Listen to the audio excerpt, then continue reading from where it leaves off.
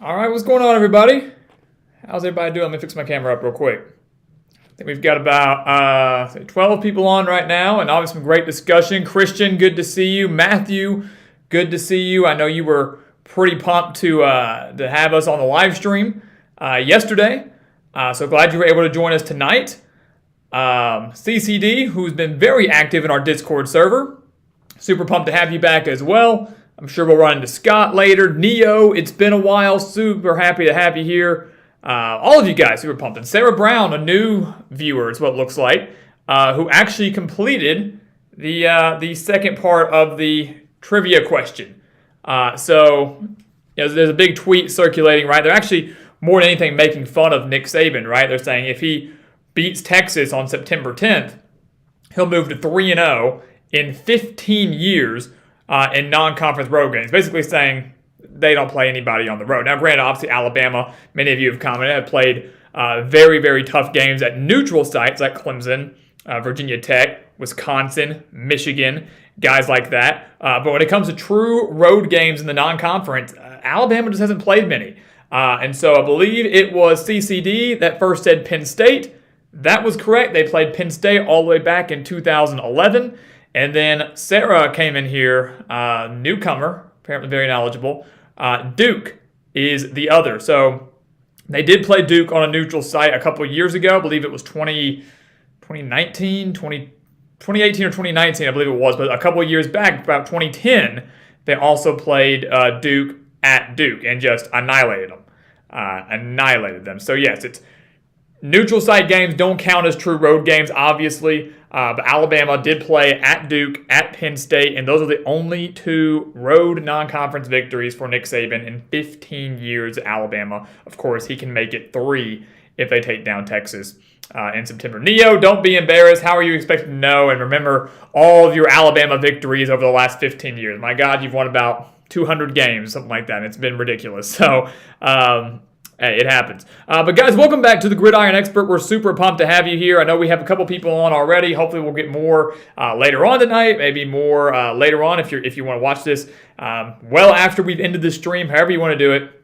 And we're super happy to have you. As always, you guys know the drill. Like, comment, subscribe, share the videos because we are 3 days out from the start of college football. 3 days away from week 0. So we couldn't be more excited. We couldn't be happier. Obviously, today we put out our prediction for the biggest game, if you want to call it that, of week 0 between Nebraska and Northwestern and Ireland. We previewed that in that video. We previewed that a little bit yesterday morning in our live stream. And then, of course, on Friday, we're going to have our video out for Vanderbilt and Hawaii, which will be the second biggest game and probably most intriguing game of week 0. So we're super happy to have you all here. Super happy to start just talking college football with you guys nonstop from now until the end of the season.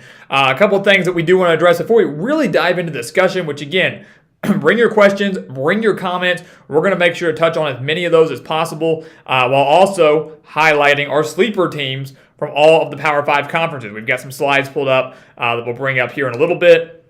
And that we will discuss just kind of like we did on yesterday when we broke down our New Year's 6 bowl predictions. But the first thing we do want to show you guys is that we do have a new partnership, which, if you know the business, if you know working on YouTube, it's a pretty big deal when any chance you get to partner with a company. And so we're really excited to work with Prize Picks for this college football season.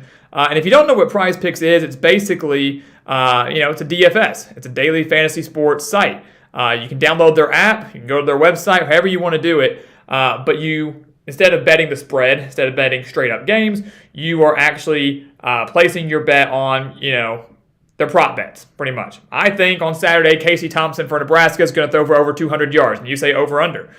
So basically, Prize Picks, we really enjoy working with them. I enjoy using the app a lot. If you use our promo code GRIDIRON, guys, 2 things benefit us, right? And benefit you. You get a 100% sign-up bonus.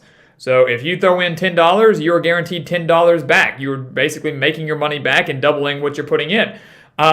For us, it really benefits us here at the channel because Prize Picks pays us. Prize Picks gives us the money for that. So we are always looking for new opportunities to improve our revenue here at the channel. Prize Picks is helping us do that, but the only way we can do that is through you, again, by using that promo code or checking out the link down in the description below. If you click on that link, it takes you to our page on Prize Picks, and you can go from there. So it helps us out big time. We're really excited to work with them, just like we're really excited to keep promoting our expert picks as well. And I'm sure a lot of you guys are tired of hearing that, but obviously with football starting on Saturday, bets can start being placed on Saturday. Really, they can start being placed now. We actually just put out our first set of expert picks this morning over on our website, thegridironexpert.com.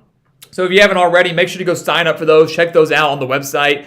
You get exclusive access on the Discord server, more than you already get if you're just a normal member. And it helps us out here at the channel, guys. Not only are you going to help us out, but you're going to help yourself out because we're better than 80% of the national analysts and handicappers. So we're really, really excited for these expert picks. By far going to be our best year yet. We can guarantee you that we are going to finish with a winning record, which means we can guarantee you that you will walk away with money in your pocket if you sign up for our expert picks. So again, wanting to promote that, the link for Prize Picks, the link for expert picks down in the description below. And again, it helps us out here at the channel and helps you become a bigger part of our GE Nation.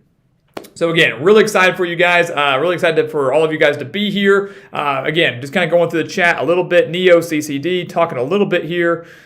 Let's see. Matthew's going to be in and out. Lots of aircrafts to fuel. Wow. He's working the big bucks, big jobs. I love it. CCD sleeper team is Maryland. We'll get to the Big Ten here in a little bit. West Virginia, talking about them if JT can stay healthy. Neo doesn't think West Virginia has a chance. And Matthew says he's a Kansas State guy, so he's biased, but a lot of folks agree. So Matthew, you actually might want to stick around because we have a lot to say regarding the Big 12 and sleeper teams there. So, again, really, really pumped. And again, guys, as always, we're going to be doing these live streams Monday, Tuesday, Thursday at 8 a.m., every Wednesday like today at 7 p.m., which will hopefully bring in a lot more viewers and more discussion. So, having said all of that, we're a couple minutes in. I just want to go ahead and dive into these sleeper picks, guys, because that can actually stem a little bit more discussion.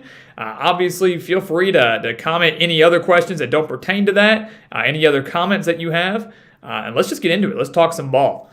So what we're doing today is we're going through all of the Power 5 conferences, talking on their team in there that could be a sleeper team. And what we mean by sleeper, for those of you that may be watching now, maybe watching later, sleeper team for us is currently a team that is not ranked.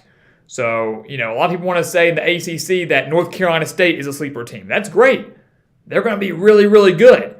But NC State starts the year, off? 13th, 16th, somewhere around there. They're a top 20 team, right? So to me, that's not a sleeper team. For us today, a sleeper team is going to be a team that is not ranked, but is a team that has a lot of potential and could easily win their conference, or maybe make a New Year's Six bowl game, win 9 or 10 games, challenge for their conference. A team that maybe not enough people are talking about, but by late November, we're saying, holy cow, these guys are in contention for, who knows, playoff, conference title, New Year's Six bowl game, whatever it could be. That's what we're going to define as sleeper today. And Joe Gerald, good to see you. He thinks Kentucky is going to be doing very, very well. Scotty, good to see you as well. David Madison, I'm here to hear about Mississippi State. Well, you might get your wish when we get to the SEC. Depends on if we peg Mississippi State as a sleeper team or not. Sarah believes that they will. All right, so let's jump into it. We're going to save the SEC for last. We're going to jump into the ACC. For us, their bigger sleeper team, Virginia. We believe the Cavaliers out of the ACC are the biggest sleeper team there. And again, many want to say Wake Forest, NC State. Obviously, Clemson is not. But why Virginia? Why Virginia? Well, because they return arguably a top 5 quarterback in the entire nation in Brennan Armstrong, a guy who by himself was accounting for over 400 yards per game with obviously the ability to throw, but also a dangerous dual threat capability. A guy that's as tall as he is and as heavy as he is, weighing well over 230 pounds, he can move.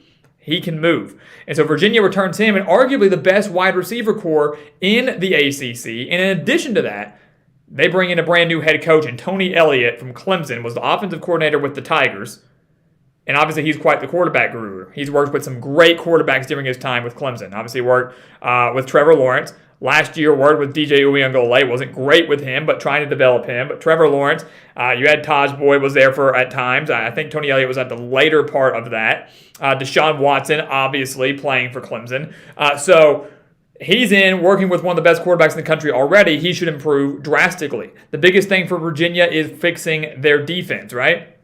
They got to be able to fix the defensive side of the ball. But when you look at the schedule for Virginia, and I've got it pulled up in front of me here, you look at that and you realize they could easily be, undefeated going to the Miami game.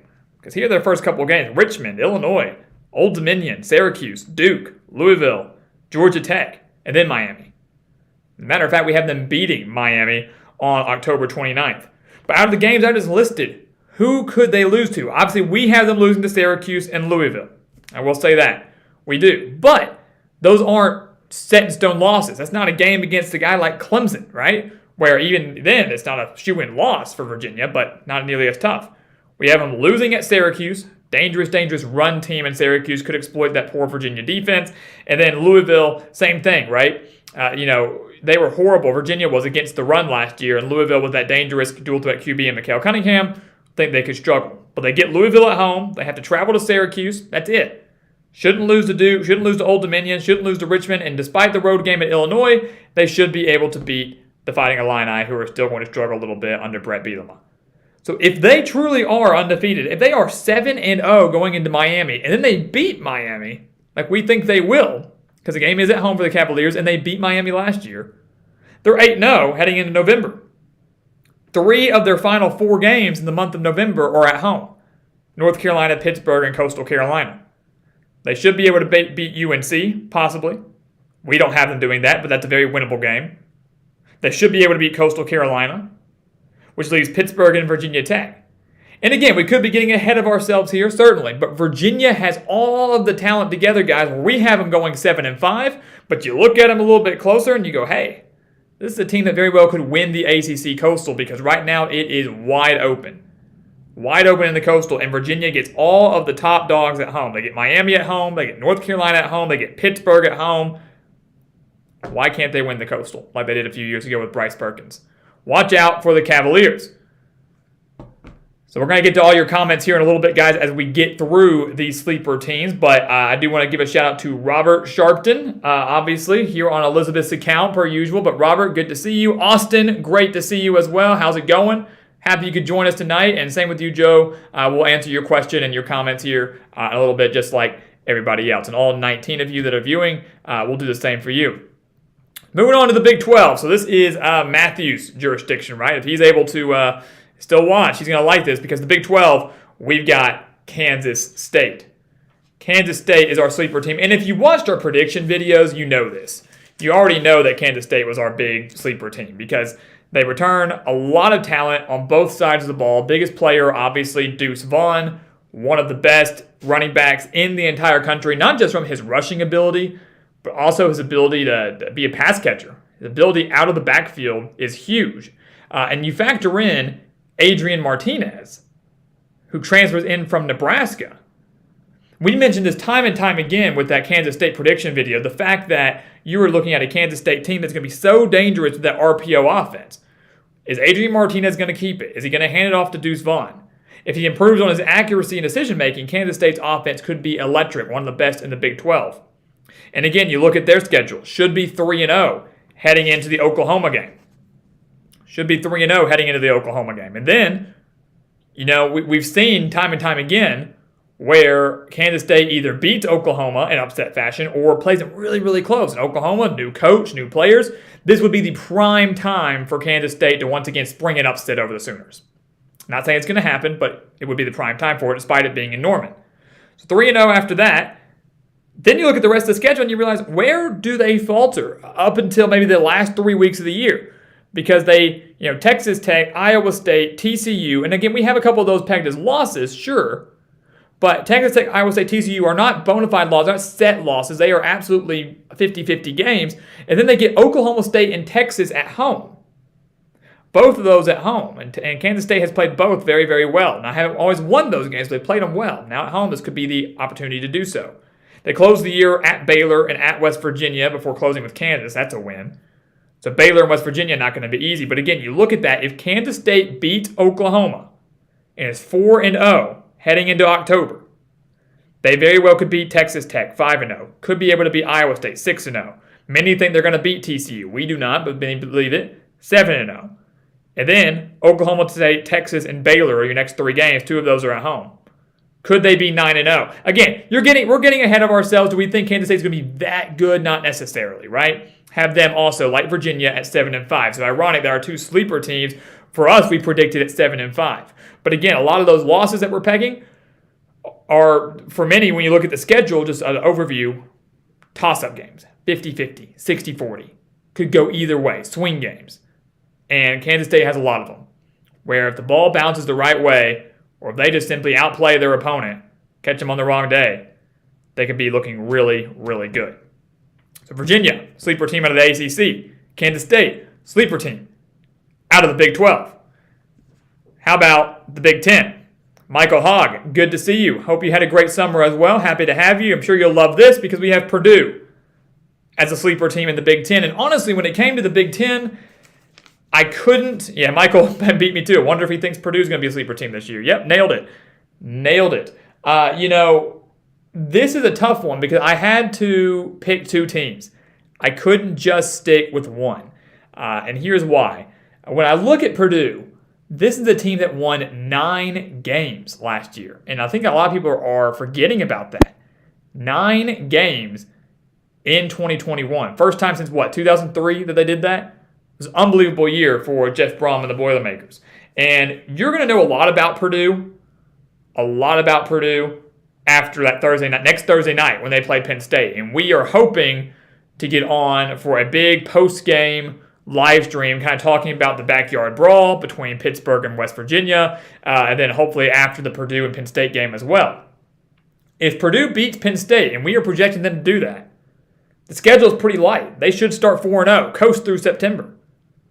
And then they play Minnesota on October 1st, and that could be a big difference maker when it comes to, standings in the Big Ten West, right? But before we jump to Minnesota, that big October 1st game, which will be very telling here, you look at the team as a whole and you realize, hey, home game against Nebraska, home game against Iowa. They tossed and just murdered Iowa last year in Iowa City.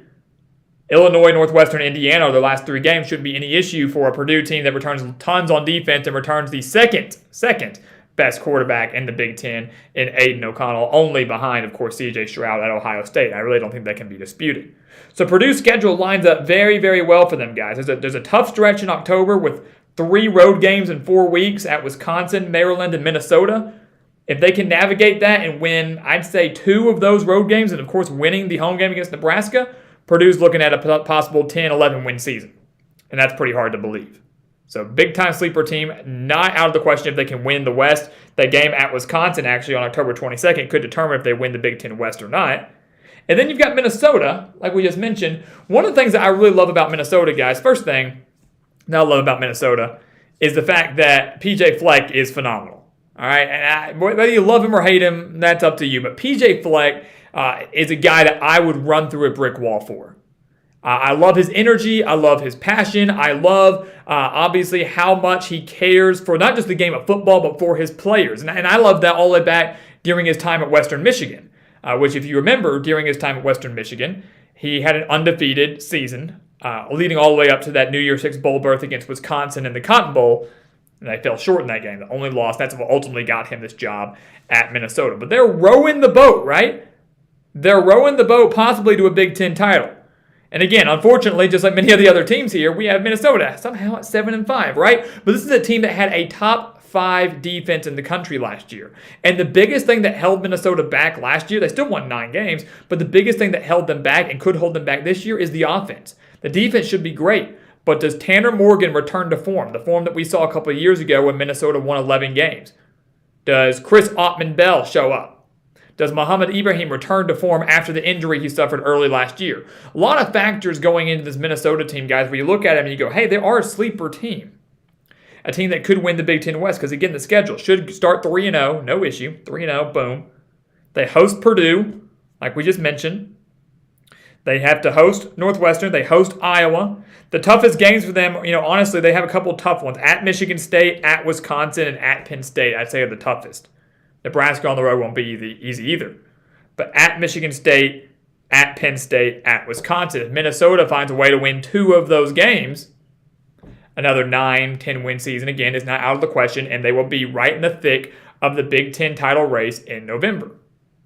Love PJ Fleck, love the defense. The defense didn't get talked about nearly enough, probably because, honestly, I think about Georgia a lot and Wisconsin a lot. Within the Big Ten, everybody wanted to harp on Wisconsin's defense, which was ultimately number 1 by season's end. No one paid attention to the fact that, Minnesota was number 3? So they're going to return to form. If the offense takes that step forward, new coordinator might help with that. Golden Gophers could be in the hunt and a big sleeper team. Again, we have them at 7-5, losses to Michigan State, Illinois in an upset, Penn State, Nebraska, and Wisconsin, but they win 2 of those, everything changes. All right, and I see everybody's comments coming in. I'm definitely going to be coming back to those because it's going to spark great discussion, but I wanted to get through our sleeper teams. That is 3 conferences out of 5. Let's move over to the Pac-12 because we did say we're going to save the SEC for last. And the Pac-12 is UCLA. UCLA. Now, the thing with UCLA, guys, is how, some will say, how are they a sleeper team? They actually improved last year under Chip Kelly, right? They did. They went 8-4 and had a chance to play in their bowl game before they, some say got sick with COVID. I think they backed out, but that's just me. But you look at UCLA, guys. Chip Kelly entering year 4, year 5, something like that. It's been there for what feels like forever. In all the grand scheme of things, it really hasn't been that long. But they have a veteran quarterback returning and Dorian Thompson-Robinson. The defense should be improving slowly but surely. The reason I like UCLA so much is because of their schedule. Obviously, they realize now they can win. For a couple of years under Chip Kelly, they struggled to finally put things together. And honestly, what I think really was the turning point for the Chip Kelly era was their major comeback in 2019 when they were down, 32 points and came back and beat Washington State in Pullman. Mike Leach was actually still the head coach at Washington State at that time. That, to me, was the turning point. That wild comeback against Washington State, Pac-12 After Dark, completely changed, I think, the culture and the mindset within the Bruins program. So they beat them, and in 2021, come back 8-4, and their schedule this year, guys, should have them at 5-0. Should have them at 5-0 to start the year. I don't see, looking at the schedule, any big losses there. 5-0 entering what game? Utah. And the Pac-12 South is going to be tough, right? I mean, yes, there are no necessarily divisions, right, anymore, but we still like to reference them North and South. But they have Utah. They have USC. They have Oregon on their schedule. Sounds brutal when you think about it, but not until you realize that they could be 5-0 when they play Utah at home at the Rose Bowl. They get to host Utah. They have to travel to Oregon, but they get a bye week before they play Oregon. So a week of rest in preparation for an Oregon game that they only lost to by 3 last year. An Oregon team that has Bo Nix at quarterback. Could be good, could be bad. An Oregon team is dealing with a brand new head coach in Dan Lanning. And then later on in the year, they host USC, which again, everybody wants to talk about these California teams. Is there a true home field advantage? Take that as you will. I still think there is. I do.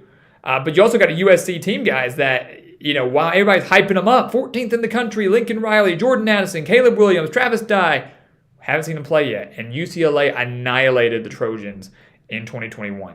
Killed them. Dropped over 60 points on them. You can have a great offense, but our reasoning back when we predicted the Pac-12 all a long time ago was this. Everybody's harping on USC, saying they're going to be so good because of that offense. What about the defense? Oklahoma's defenses were never that great under Lincoln Riley. And to beat USC, you have to have an offense that can match them step for step. Play for play, score for score, and UCLA and Chip Kelly, they have that. So, again, could be 5-0 heading into that Utah game. They host the Utes, the favorite in the Pac-12 this year. They get a bye week before Oregon. They host USC. Those are arguably the top 3 teams in the entire Pac-12 this year. UCLA might be number 4. Just saying, guys, 8-4 last year. You could see a 9-3, possibly 10-win season for the Bruins this year. We actually do have them at 9-3. But again, one extra win in there, could see them in the Pac-12 championship. So, big news. All right, I've made you wait long enough, right? I made you wait long enough. Again, we're going to hit all these comments. I'm going to scroll through them and read as many as I can so we can touch on these. I love seeing everybody's side comments and these side discussions. I do enjoy that a lot. as I get my notes ready for the SEC, obviously the most important. And so I'll make sure to come and touch on all those here in a little bit. Stormtrooper, big Star Wars guy. I love it. I don't know, Stormtrooper, if you're going to see Rogue. Just side note, if you're going to go see Rogue One in IMAX this Friday, don't know if you're going to be able to slip away to do that. If you're a Star Wars fan, if anybody here's a Star Wars fan, Rogue One was one of my favorite Star Wars movies. I'm a big Star Wars guy myself, and so I'm going to be lucky enough to get to go see that on Friday night in IMAX, of all places. I'm a big IMAX guy for movies like that. So, but yes, someone being sensible about USC, 100%, considering I think they're severely overrated, and I don't think any team that goes 4-8 in 1 year should bounce back and be a top 15 team the next year. I really don't care who your coach is. I don't care what players you brought in. Here, my argument.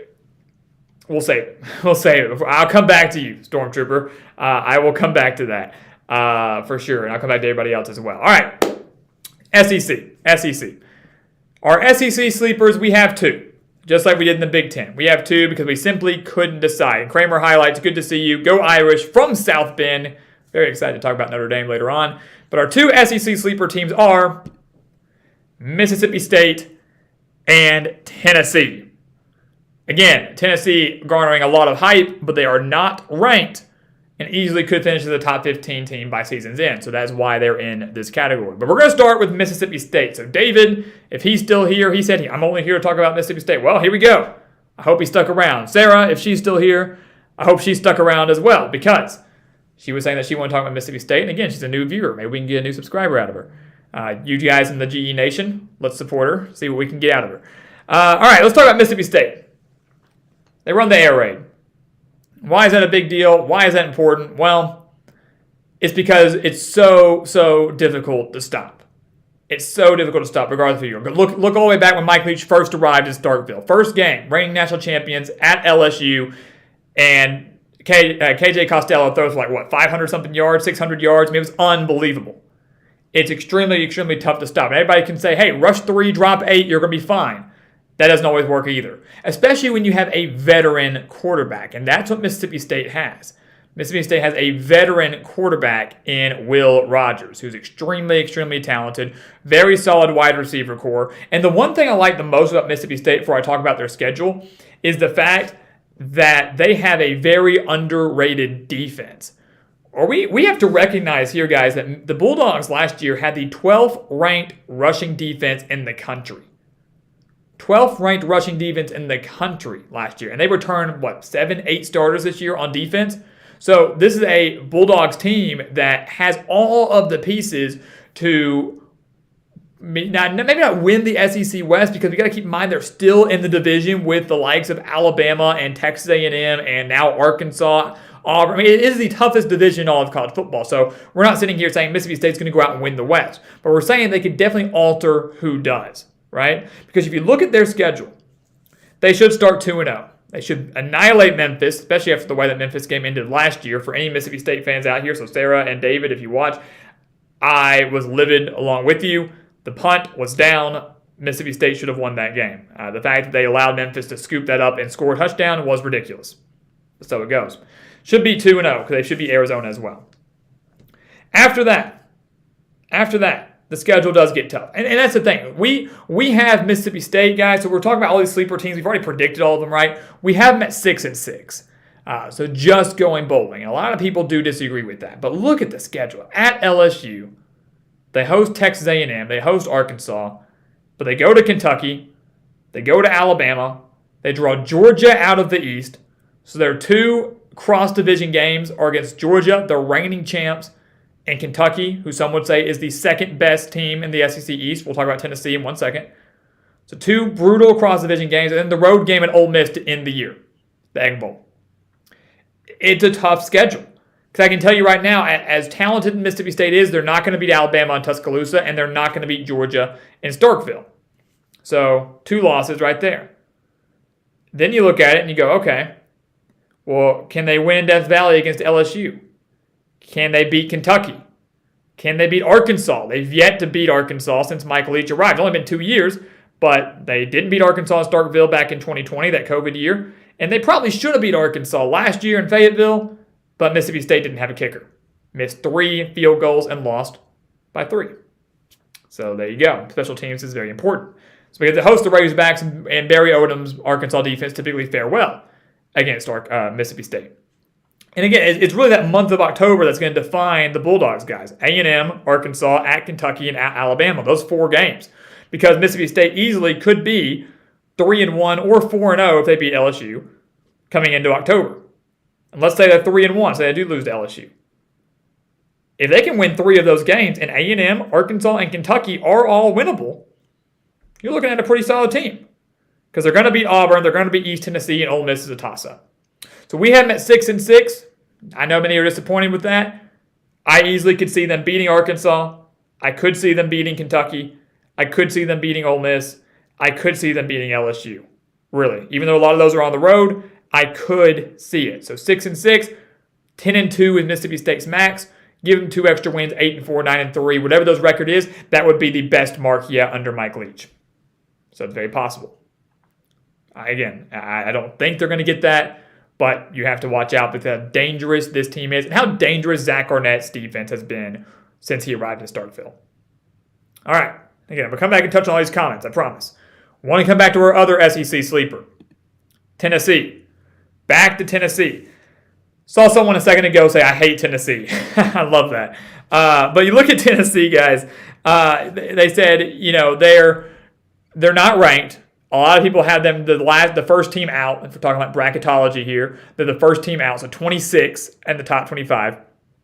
Obviously ended last year on a high. Had one of the best offenses in the country in Josh Heupel's first year. They returned Hendon Hooker, who threw for 31 touchdowns and 3 interceptions last year. It was unbelievable. Had the 7th or 9th ranked passing offense in the nation, and should have won their bowl game against Purdue. Michael, I'm sure you hate that, but it's true. Tennessee was in. Tennessee definitely was in, and should have beat Purdue in the Music City Bowl. But so it goes. Regardless, Tennessee 7-6 in a bowl game, actually competitive, back to being competitive. That's what they needed. Well, now they come into 2022, and Hunter Shin, what's up? I see you, Hunter. Got to give my man a shout out. I haven't seen Hunter in a while, so I'm always going to interrupt to see the guys that have been here for a while. So super pumped to have you back, Hunter. Super back for college football to be back. Can't wait to talk more with you as the season goes on. Thanks for being here, man. But you take a look at Tennessee. We talked a second ago about how Purdue, you're going to know what they're made of after week 1 when they play Penn State. If Purdue beats Penn State, all bets are off. Things could take off running. You take a look at Tennessee, you're going to know what Tennessee's made of when they go on the road to Pittsburgh. If they beat Pittsburgh, there is no reason that Tennessee couldn't start 4-0 and maybe even 5-0 because they could beat LSU in Death Valley because the Volunteers do get a bye week prior to that. And many will say, oh, no, it's a bye week. It doesn't mean anything. It's not going to help that much. It's Death Valley. I'm not high on LSU this year. If you watch our predictions, we're just not. And there's reasons for it. We'll come back to that. But the Pittsburgh game is the most intriguing one to me. Many are quick to point out that last year was close. Pittsburgh had Kenny Pickett. They don't need more. They had Jordan Addison. They don't need more. Keaton Slovis is the new quarterback at Pittsburgh, transferring in from USC. We'll see what happens there. But they're quick to also point out that, hey, it was Joe Milton running the offense, not Hendon Hooker. Milton kind of held them back. But once Hendon Hooker got the green light, was in, good to go, the Tennessee offense took off, right? But now the game is at Pittsburgh. Pittsburgh's defense is still phenomenal. Tennessee still has questions of the offensive line. Pittsburgh owns the edge in the trenches, and they definitely own the edge defensively. So I predicted Pittsburgh to win this game over Tennessee. And I'm not saying that makes or breaks Tennessee's season, but if they can win a road game against the reigning ACC champs, again, all bets are off. The media will hype them up, and Tennessee will probably go from unranked to a top 20, top 15 team just like that. They'll beat Akron, they'll beat Florida, and then the LSU game will be very telling and could be a top 25 matchup on October 8th. Wait and see. They host Alabama. They host Kentucky. And then, obviously, they're going to beat Missouri. They're going to beat Vanderbilt, which is a toss-up then if they're going to beat South Carolina on the road. We have Tennessee at 8-4, which isn't a bad year. You factor in that they could beat Pittsburgh, which we admitted in our predictions that is a very winnable game for them. So they could beat Pittsburgh, that's 9. They could beat South Carolina, we projected that as a loss, that's 10. Tennessee very well could go 10-2. which really means, guys, they are one win away, either a road game at Georgia or an upset win at home against Alabama, a team they have not beat since, 2006? 2006, 2007?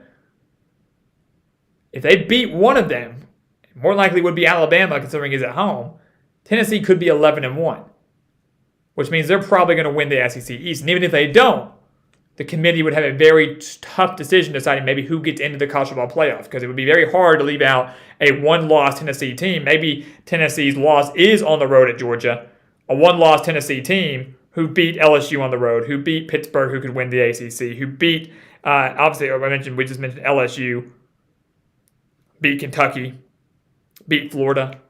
Obviously, it depends on how those teams fare. Strength of schedule is key, but Tennessee is a sleeper team for that reason. If things go their way, and like we mentioned with a couple teams earlier, the offense is going to be so tough to stop. If Tennessee can get a lick of defense, get a couple lucky breaks, a double-digit win season is not out of the question. I don't think people want to admit that quite yet, but it's true. And Josh Heupel has done a phenomenal job, and keep in mind he's only entering year 2 in Knoxville. That is what the crazy thing is. That's what's hard to believe. So that, guys, those are our sleeper teams. Those are our sleeper teams for the Power 5. We'll go through them real quick again, then we're going to come address the comments. I do want to address everybody's here as much as we can. So again, the ACC, Virginia, that was our sleeper team in the ACC. In the Big 12, it was Kansas State. In the Big 10, we couldn't decide. We're indecisive. Purdue and Minnesota. Those were the two in the Big 10, both out of the Big 10 West. In the Pac-12, it was UCLA. Very favorable home schedule for them, hosting USC, Utah, and get a bye week before their road game at Oregon. And then, like we just mentioned, the SEC, it is Mississippi State out of the West and Tennessee out of the East. Those are our two sleeper teams in the Southeastern Conference, saving the best for last. And again, guys, real quick, just another promo here. Just want to thank you all for watching us about halfway through this live stream. Want to thank you all for joining us here at the Gridiron Expert on a Wednesday night. Again, we'll be here every single Wednesday night at 7 p.m. So we want to thank all of you guys. I saw Dave join the chat. We appreciate you, Dave. Obviously, Hunter, we appreciate you. Austin, again, we're going to come and hit all of your comments here in 1 second, but wanted to thank you guys again. Make sure to continue to like, comment, subscribe. So just share the word about us here at the Gridiron Expert, because that's how our nation really continues to grow, which is word of mouth. Sharing us on Twitter, sharing us on YouTube, whatever it is, it helps us out big time. Same with Sam here, Georgia's DM. We appreciate you. Made it in time. We got another 20, 30 minutes, so we appreciate you. But again, want to thank you all for joining us here. Again, just a quick promo. Obviously, the expert picks, the link for that down in the description below. Some of the best college football and NFL spread picks in the entire country, beating out over 80% of the national analysts every single year. So if you've not signed up for that, make sure you jump on that now, because our first picks just came out today. We've got a great 3-team parlay out there that you do not want to miss. And the same for Prize Picks, guys. That helps us out big time. We've partnered with them just yesterday. The link for that is down in the description below. And if you use our promo code GRIDIRON, you get that 100% sign-up bonus. And not only does it help you big time, but it helps us out big time too. So we really, really do appreciate all of that and all of your support. Couldn't do it without you. All right. So for the last probably 20, 25 minutes or so, because the sleeper teams was the main topic here, I do want to go through the chat and touch on the comments that we've just addressed from these sleeper teams. And obviously any other topics that may come up, because I thought Jacob has a great question there, but Arkansas, Cincinnati. So I'm just going to kind of scroll back up to the top and make sure we address all of our faithful viewers. Make sure we get to touch on your thoughts and your comments, because I'm sure you guys are tired of hearing me talk, I'm sure. Let me find out where we got to go back here. Matthew was very pumped about Kansas State, as to be expected. Matthew, I definitely want to hear more about your job at some point. You were talking about aircraft, so I think we need to hear more about what you do and kind of what your day-to-day is like, because, wow, that's amazing. David, talking about Tennessee having the offense, just needs some help on defense to be scary good, and that's exactly what we said a second ago.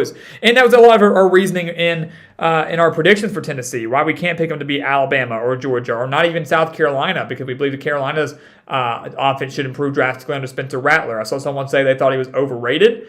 I don't think he's great, but I think he's way better than any quarterback that South Carolina had last year. And the Gamecocks every now and then had some flashes of brilliance on offense. Eddie, I forgot to give him a shout out. Didn't see him. Eddie Rose. one of the more tame Missouri fans out there. I'll give him credit. I'll give him credit for that. What's my opinion on Missouri's starter and Brady Cook? I think that was the best choice. I think Cook was the best choice at quarterback. Obviously has a little bit of experience with the Tigers. Really, Eli Drinkwitz didn't have any great choices.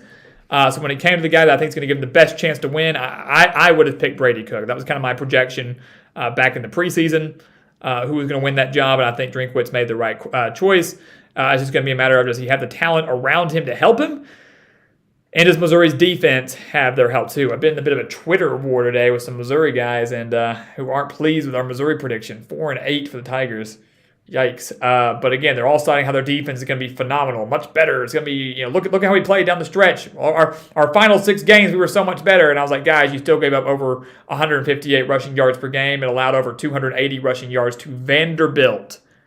28 points and 280 yards to Vanderbilt. Yeah, that sounds like a good defense to me. Moving on, though. Jimmy Robert, who's the most underrated team in the SEC. I think kind of what we just talked about here. These sleeper teams are kind of teams that are underrated in a bit of a way. So Mississippi State, obviously, I think Tennessee could be grouped into that category. Arkansas is ranked, but tends to get slept on, disrespected quite a bit. So I think the Razorbacks deserve more credit. Same can be said for Kentucky. You never know what's going to happen with them. So a handful of there, but I'd say the 2 that we talked about today with the Bulldogs and the Volunteers are up there as well. Biker 7766, go Rutgers. Know our boy DM and Comic Dude, they're big Rutgers fans, and Will Lou, whenever he comes in every now and then, he's a big Rutgers guy, Rutgers student. So he'll probably never see this or, we'll forget about this, but I love seeing his food reviews. If you follow him on Instagram, he got some great food reviews. I love getting to see that. It makes me want to move up to Piscataway myself, for sure. Michael, again, good to see you. Matthew was talking about how Adrian Martinez is showing more arm in practice. That's certainly encouraging. That's definitely what we like to hear about that because, he's such a dangerous runner, but we always talk about that in Nebraska. If he could just shore up that arm, make better decisions, that he could be a very dangerous quarterback. And so hopefully Chris Kleiman's working that out with him. LeBron James himself, not the GOAT, I can tell you that, but one of the better players out there, has joined the chat. So what's up, LeBron? How's it going? Let's see what else we got here. Obviously, next Thursday is the real start of college football, guys. I've seen a couple of comments already about that, and we're really, really pumped. Again, that's the backyard brawl with Pittsburgh and West Virginia. Tennessee jumps into action on Thursday. They play Ball State. Now that's going to be a great game, but we get to see one of our sleeper teams in action. Penn State, Purdue is that night. The next night on Friday, Michigan State's back in action. Colorado, TCU is the nightcap, and then Saturday, everything takes off, right? We got, 3 ranked versus ranked matchups in Arkansas and Cincinnati, Oregon and Georgia, Notre Dame and Ohio State. Florida and Utah is going to be a great game. Sunday, we've got LSU and Florida State. Monday, we've got Clemson and Georgia Tech. So you get 5 straight days of college football. 5 straight days of college football. That's what the week one's all about. It gets us excited, and then we can just sit on the couch for 5 straight days and watch all the games. It's going to be phenomenal. And that's really going to be a fantastic start. And speaking of that Florida and Utah game, Austin was bringing that up here.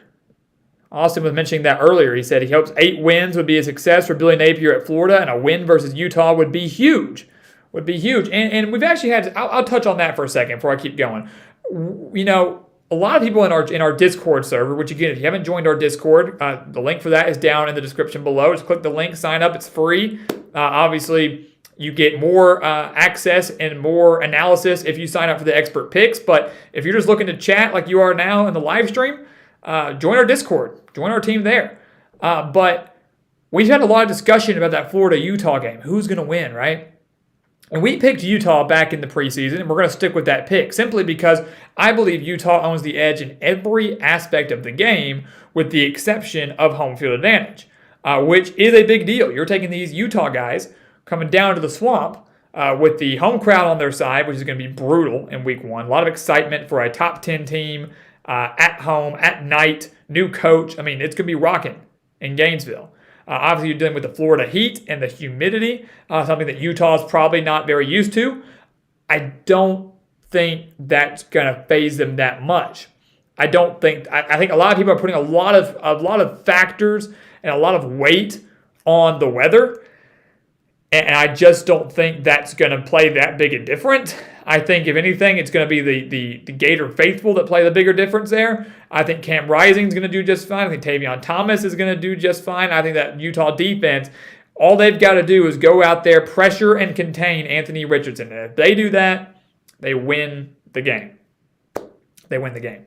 And that's what we've been saying from the get-go. Is I think Florida's going to take a while. They don't have a great wide receiver core. They really don't have much talent at running back. Anthony Richardson right now is their offense for the most part. And Kyle Whittingham, one of the better defensive minds in the country, he's going to be able to shut that down. I don't think it's going to be a blowout. I think it's going to be very close, very competitive. But I do think Utah wins. But it would be huge. I mean, imagine Billy Napier in his first game as the Gators coach starts 1-0 with a win over a top 10 team. Talk about exciting. Talk about, making the right hire. And I do think he's the right hire for what it's worth. I just don't think he's going to start 1-0. So going through the rest of the chat here, Dave, his sleeper in the Big 12 was TCU, and I can't get behind TCU right now. I don't like Sonny Dykes that much. I just don't think he's the man for the Horned Frogs. I mean, he did a pretty good job of reviving the SMU program. I'll give him credit for that. Made them relevant in the American. Made them a elite team within that conference. Can't get behind him at TCU right now because he really hasn't done that great everywhere he's been. And his last big Power 5 gig at California really wasn't all that great. So I'll believe it when I see it. He's a great offensive mind. He's got great offensive talent.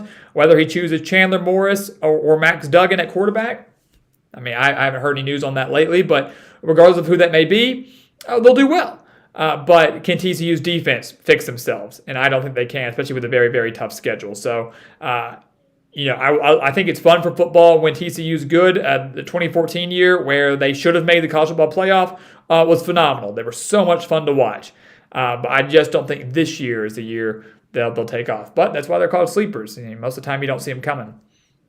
Kramer highlights, again, go Irish from South Bend. Really, really excited for Notre Dame this year. David was pumped with Mississippi State. He said, I knew it. I came here to look for Mississippi State, and he talked about them. I knew it was going to be them, which I think Sarah was pretty happy about that, too. I think we saw her comment not too far down from here. So let me see. Johnny Boy. Good old Johnny Boy. What's up? If you're still here, good to see you. Good to have you. It's been a while, so I'm happy you were able to join us tonight. Happy all of you were able to join us tonight and being able to comment. Again, we're really excited to do these live streams because it's just a great opportunity to actually discuss more with you live, not just in the comment section of a video. We really enjoy it doing more personable and getting to do it in the moment. It's just like we can on that Discord as well. So still scrolling through here. I love the debates, love the choices. Dave, in agreement of UCLA. Sarah Brown retracted a message. I hate when people delete chats like that. I always love to see what they say. Let's see what else we've got here. Neyland Stadium, the Mustard Bowl, of course. Yes, the good old Mustard Bowl. Robert, who's watching College Game Day on Saturday? I'm sure everybody is, right? I mean, get up. It's game day. Come on.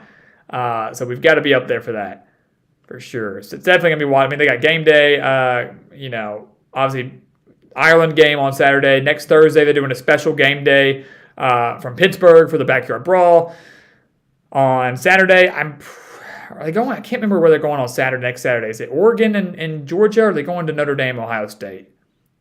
I can't remember where the game day crew decided to go to. One of those two games, obviously the two biggest games on Saturday, that's where they're going to be. So, yes, got to watch all of them for sure. Let's see.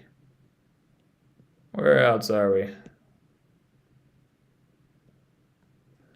Here's a good question from Matthew. If LSU is bad, why would LSU on the road be a good win aside from the environment difficulty? Well, I think one thing, Matthew, that's a great question, actually. One thing that I would love to ask the committee, when they are doing their rankings and deciding who's going to be in the top four is how do you judge a win earlier in the year, right?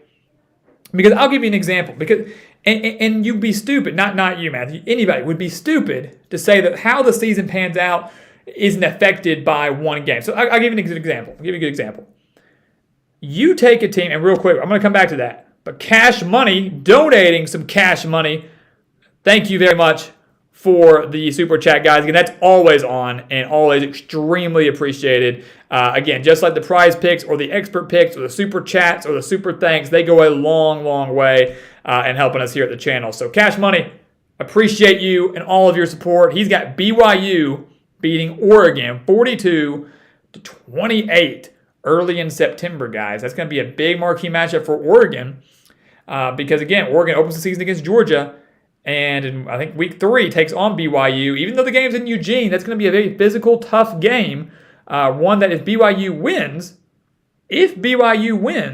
all bets are off. Because if BYU beats Baylor in week 2 and then beats Oregon after that, keep in mind the Cougars still have Boise State. They still got Arkansas in mid-October.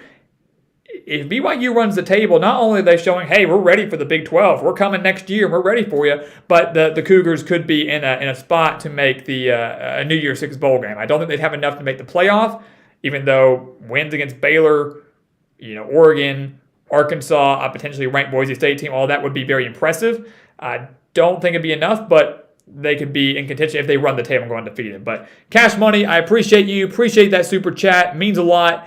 Again, thank you again so much for your support. I really, really appreciate it. And again, as soon as I get a super chat, I've got to go straight to that comment and see who did it and address them. It's kind of the point of super chat. So I really appreciate that. Matthew, I want to come back to your question real quick, though. I'm sorry, I cut you off, but let me see if I can find where you were again. Basically, what I was saying is he was saying, I feel like he was saying he feels like why LSU would be a good win on the road if they're going to be bad. Well, here's the thing. When LSU plays Tennessee on October 8th, the Tigers, because their schedule's pretty favorable early on, could be, 5-0, 5 whatever their record could be. It could be a pretty solid record. It's the back half of the schedule that's going to get LSU, just like it's the back half of the schedule that's going to get a team like Ole Miss. Ole Miss probably could start 7-0, but only finish the year overall 8-4 because the back half of the schedule is just so brutal for the Rebels. What I was trying to say earlier was the fact that you look at a committee team and you took a look like Florida, right? Florida almost beat Alabama last year. Let's keep that in mind. Florida almost beat Alabama last year. Lost by 2 points. And then was horrible by season's end. So do we take a look there and go, Florida 6-6? Because I guarantee you, if Florida beats Alabama, they don't finish 6-6. They don't. Yeah, it's almost I'm sure some smart ass be like, oh yeah, they finished 7-5. Okay, they finished way better than that, right? It's all about momentum and mentality. So how does the committee rank that? How is it a good win or not? How can you say it's a good win if LSU's bad? Well, they're not going to be bad at the time they play, and that's basically what I'm trying to say. It's all about timing and when you beat them, if that makes sense. And we can touch more on that later on, especially as the committee starts putting things out and we start debating that further on into the year. Again, another super chat. Want to get down here real quick to address that. CCD, who's been so vital in our Discord and has been such a great viewer and commenter here on the live streams. Maryland will do better than 7-5. His bold take is the Big Ten gets 2 teams in the college football playoff. It's Ohio State and Michigan, and that would be huge. Now, I'll tell you this right now. The way that happens, great point. And again, thank you for the super chat. Really, really appreciate that. So Cash Money, CCD, couldn't thank you enough. Really, really, really appreciate you guys. Again, all the money that we get from the super chats obviously keeps us going here for sure. Because believe it or not, YouTubers aren't making tons. But we take that money, push it right back in. And hopefully here in the next few weeks, we're going to have a brand new live stream setup, a little bit better than what we've got now. And we're really looking forward to that. So thank you. But his question, or his comment really, I do think Maryland has the potential to do better than 7-5. I saw him mention Talia Tagovailoa being a little bit better than Aiden O'Connell. He said, yeah, I'm biased, but Talia's going to be great. I think if you're looking from a wide receiver perspective, it's probably pretty torn for me on who has the best wide receiver core in the Big Ten between Ohio State and Maryland. Because the Terrapins have an unbelievable wide receiver core, and they've got a great quarterback slinging it to them. The way Ohio State and Michigan both get into the playoff is obviously one of those teams wins the Big Ten as a one-loss or undefeated team, and just for this, let's say it's Ohio State, because that was our prediction. So let's say Ohio State runs the table, undefeated, wins the Big Ten, they're 13-0. They're in. They're a lock. The way Michigan could get in is if they go 11-1, the only loss to Ohio State, right? Close loss to Ohio State. And then you're looking at the rest of the country, because here's the problem we run into is there's a pretty good chance that Alabama and Georgia are both going to make it again. There's a pretty good chance of that. If Alabama and Georgia both show up undefeated, or one of them's a one, last year Alabama was a one-loss team, Georgia was undefeated, but then Alabama beat Georgia, so they were both one-loss teams. They were both going. It was no debate about it. So the problem is, and they're making a good point here, no team, Hunter and Georgia's DM, no team has ever done it within the same division. Let's keep that in mind. We've never seen two teams from the same division get into the playoff. We've seen two teams from the same conference get in, like Alabama and Georgia, but separate divisions, the West and the East. I just don't see how the committee could let that happen, because here's the thing. They're not going to make sure, they're not going to allow Alabama, Georgia, Ohio State, Michigan done. Two SEC teams, two Big Ten teams done. So then you're leaving out a potential ACC champion, whether that's Clemson or NC State. If they're undefeated or one loss, you could possibly leave them out. If a Pac-12 champion, like let's say Utah, because I don't think it's going to be USC, but say Utah is undefeated or a one-loss Pac-12 champion, they're in the running, they could get in. What about the Big 12? What does Oklahoma do? What does Baylor do?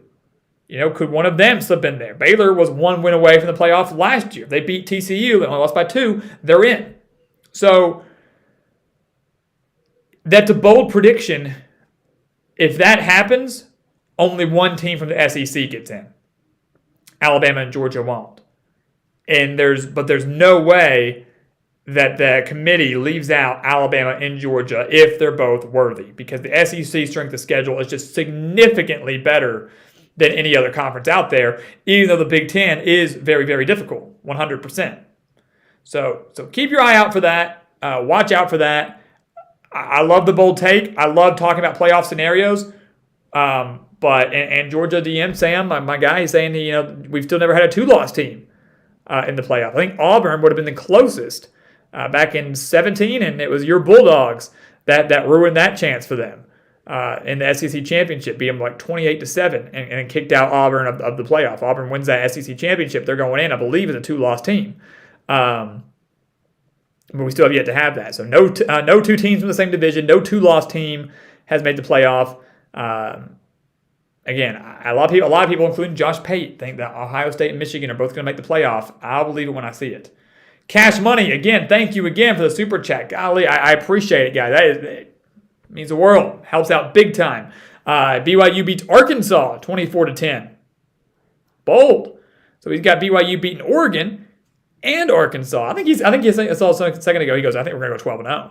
BYU 12-0. And again, kind of going back to what I was telling Matthew a second ago, depending on how these teams fare by season's end and depending on where these teams are in the moment, if Arkansas, when BYU plays them in mid-October, is a top 10 team, and they could be, or a top 15 team and BYU beats them, they could have, at that point, 3 top 15 victories on their resume against Baylor, Oregon, and Arkansas. It's possible. Not many teams in the country can say they have that. And obviously BYU still has a couple other difficult games left on their schedule outside of, Baylor, Arkansas, Oregon, guys like that. So it'll be very, very interesting. Very interesting. CCD, thank you. Thank you. Another super chat. God, I'm loving it. I really appreciate it. It means a lot. It helps us out. I can't stress that enough. He goes, that Cash Money did it, so I'm going to do it. Well, I appreciate it. Thank you. His other bold prediction, and don't worry, we're going to scroll back up. I know we're hitting our hour mark here, but we're going to come back up. We're going to come back up and hit up all the comments, I promise, or as many as we can. Another bold prediction, Clemson goes 10-2, losses to Boston College and Notre Dame.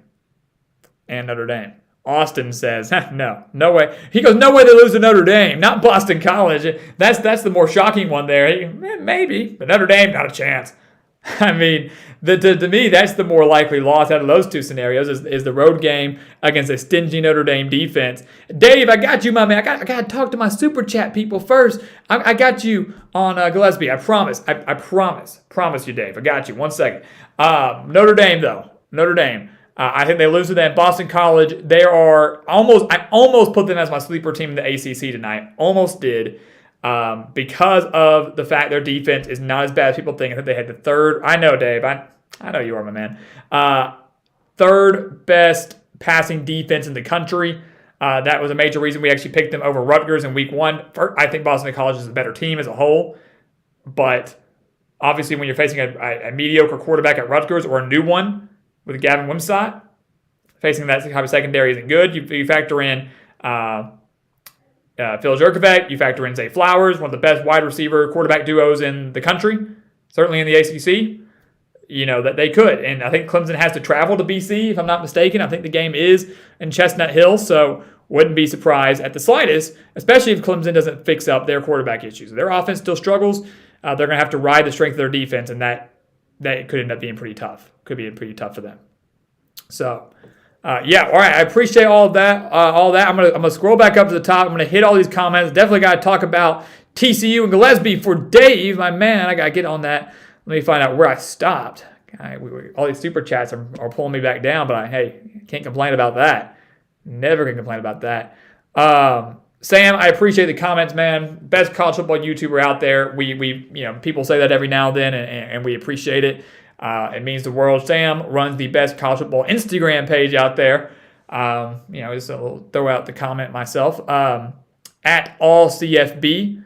It is the best Instagram college football page out there. It is up to date. It is nonstop analysis, nonstop posts, great discussions, great debates, great Instagram stories. And so if you guys want more college football content, go check out Sam's page at AllCFB because that's where it's at. That is where you're going to get a lot of info. So we can hook you up here on YouTube, not so much on Instagram. That's going to be Sam, 100%. Dave, real quick, I'm going to answer your question, then come back up here. I gotta find the exact question, guys. It's getting buried. Let's see here. Where was the question? We were talking about TCU and obviously the receiving core, the defense he believes improves. Look who TCU's defensive coordinator is. Joe Gillespie out of Tulsa, one of the best. And you're right. You're right, Dave. We actually talked about that in our TCU prediction, which again wasn't the best. We have faith in it. We have to have faith in our predictions, but a lot of people disagree with it. But we talked about how that's actually a good hire because you look at Tulsa's defense the last few years, pretty dang solid, especially in 2020 where they were very, very close to winning the American over Cincinnati. Granted, they did have a great player in Zaven Collins, who was a first rounder in the draft. But that 3-3-5 defense, so tough to stop at Tulsa. He's bringing that exact same system over to TCU, going to run a 3-3-5, and so that's huge. That is huge for TCU. Again, considering when you look at their defensive numbers from last year, they were abysmal towards the bottom of the country. Not the worst, but they were in the hundreds for a lot of the major categories. They got to improve. The question for me, Dave, is do I think the hire is fantastic? Yes. Do I think TCU has some of the talent? Yes. They lose Ochon Mathis. That's a huge loss, obviously, moving over to Nebraska. You hate to lose a guy like that on the defensive end. Would have been huge to have him on your defensive end with Gillespie there working with him. Could have been, developed him just as well as he did with Collins. But my question is, how quickly do these guys gel? Whole brand new coaching staff. You've got a great defensive mind, but you got to have the talent and the time to develop these players who, for the last couple of years, at least the ones that stayed, weren't developed, weren't great on defense. So everybody hypes up the coaching hires or the transfers that come in and guys like that. How quickly do they make an impact? And it could be one of those things, Dave, where the defense struggles for the first 3-4 games, and then they peak. And they start going because it just took a little time to get things going. But I love Joe Gillespie. I thought it was a fantastic hire to step up for him. I love the 3-3-5 defenses. We're seeing a lot more multiple defensive schemes, right? We're starting to move away defensively, if you're a defensive guy, from just the basic 4-3 fronts or a 3-4 front. We're seeing more 3-3-5s. We're seeing more, nickel packages. We're seeing more guys with 6 in the secondary there. So what would that be? A 3-2-6? We're seeing a lot more 3-2-6s now. It's not just, back in the day, about 10 years ago, it was pretty strictly 4-3. The game's evolved on both sides of the ball. 10 years ago, we weren't seeing nearly as much RPO. Now we are. And so it's just amazing how it's changed. And I think Gillespie's one of those guys that, to me, was kind of ahead of the curve and has kind of made up his mind, made up his system, and it's worked. And it's caught some of the teams off guard, because if you are a coach and you're not developing with the times, if you're so stubborn in your ways, you're going to fail. And I think, some people have figured that out quicker than others. Gillespie's one of them, and clearly it has paid off for him. So very happy about that. Sonny, you're right. Sonny focusing on offense, Gillespie focusing on the defense. Hopefully they'll be fine. Not saying it's going to translate to success in year one, but soon, for sure. I do have faith in that. All right, scrolling back up a little bit. I'm still like midway through. I'm going to try to catch up as much as I can. I do want to tell, who was it here? Jacob, thoughts on Arkansas-Cincinnati as I keep going? Fantastic matchup, top 25 matchup. Arkansas starting off against a playoff team from last year. Very rare for the Razorbacks to get to do that. It'll be a tough game, no doubt about it. But I will tell you that I do think Arkansas wins that game strictly because of how much talent they return. They returned so much from last year. Cincinnati simply does not. New quarterback, new running back, new cornerbacks, new wide receivers. I mean, they are depleted on offense and lose their 2 biggest defensive playmakers in Kobe Bryant and Sauce Gardner. So it'll be close. It'll be competitive. It'll be a great kind of point to see where Arkansas is at. A lot of people have them as a sleeper team and a team that could challenge Alabama in the West. Well, if they lose to Cincinnati or they struggle badly against Cincinnati, you can go ahead and throw that out the window. So that's going to be that's one of the more underrated matchups in week 1, but we're going to have a really deep analysis on that game coming out next week. We're actually going to do individual videos for every top 25 ranked versus ranked matchup. So stay tuned for that. All right, let's see what here. Hunter, I really appreciate the channel is slowly but surely taking off, and hopefully it'll continue for us. That's definitely what we're hoping for. We're really excited about it, excited to see where we go. Can't complain. Definitely can't complain. And we're in a lot of it, guys, obviously is because of you. If we didn't have you guys and didn't have loyal viewers and people spreading the word and helping us out, we couldn't do it. If we didn't have super chats and expert picks and ad revenues and things like that, we couldn't do it. So we really, really appreciate it. And Dave, same with you. First time on the stream. He's watched the videos before, first time on the stream. So thank you, Dave. We can't thank you enough. We're doing these 4 days a week now. In the mornings on Monday, Tuesday, Thursday, nightlies on Wednesday. So hopefully you'll be able to catch a few more down the road, especially throughout the season. But I appreciate you and all your support, and hope you liked my explanation on Gillespie. Hopefully we got to touch on that for you. All right, let's see here. Scrolling through, we're getting towards the end of the comments here. Yeah, I was taking some shots at Mizzou CCD. I really was. And you know what? I don't feel bad about it. Austin Burns, he thinks Oregon covers the 17 versus Georgia. What about me? Sign up for the expert picks and you'll find out. We'll have analysis on that game next week, though. Definitely will. Kramer, who do I have in the playoffs? On Monday, we put out our playoff predictions. Alabama at 1, Ohio State at 2, Georgia at 3, and Clemson at 4. So Alabama versus Clemson, Ohio State versus Georgia. That is who we have in the college football playoff. And he's got Alabama, Ohio State, Clemson, and Utah. I'm sorry. I didn't even read the comment. That's my bad. I'm sorry. One loss Alabama, SEC champ. Alabama's in. Undefeated Ohio State. Ohio State's in. Undefeated Clemson. They're in. So there's your 3. And then do I give the edge to a 2-loss Georgia, 1-loss Utah, or 1-loss Oklahoma? A lot of it would depend, Kramer, on who the losses are to, whether it's Oklahoma or who Georgia's out. 2-loss Georgia, I think they're out in that scenario. So who does Oklahoma lose to? Who does Utah lose to? But I would say right now, Kramer, if I had to choose, I'd give the edge to Oklahoma solely based on strength of schedule in the Big 12. That's a little bit stronger than that of Utah. So that's where I'd go there. Great question, though. I love playoff scenarios. Cole Converse joined. Good to see you. Good to see you. I'm doing very well. Hope you're doing well. Big game next week for Iowa State. It's kicking off the year, new era. We're super pumped for that. Got another super chat. Just seeing it. Got to come down here and address it. Matthew, hope I run into you at a potential college game day in Manhattan late in the season. Hey, you know what? I tell everybody this. Whenever I travel for games, guys, whether it's for a game day, whether it's for game day or just to watch for fun, I make sure to tell everybody here on the channel because you never know who you're going to run into. You never know who you might be able to who might be able to come hang out with. If I'm there, I'm looking to party. I'm looking to have a good time. So let's get together. I was in Kansas, Manhattan, in 2020, the COVID year. I traveled to watch them take on Arkansas State, which I wasn't expecting to be a great game, but ended up being a great game. I know not so much for you, sadly, but Jonathan Adams went off in that game for the Red Wolves, and it was fun to be there for that one. So, and I love Manhattan. Great people, great city. Love the stadium. Love the atmosphere. But my goal is to reach at least a conference game for a lot of these bigger teams, being able to go there, and see them in person. So I've been to a lot in the SEC. Been to a couple in the Big 12. Not too many in the ACC or Big 10. Been to a lot of stadiums in the offseason. We do those on-site predictions. But Matthew, I'm ever there, I'm going to be there 100%. And thank you so much for the super chat. Thank you, CCD, for another super chat. I didn't see that small one come in a second ago, but I appreciate it. He's got him at 8-4.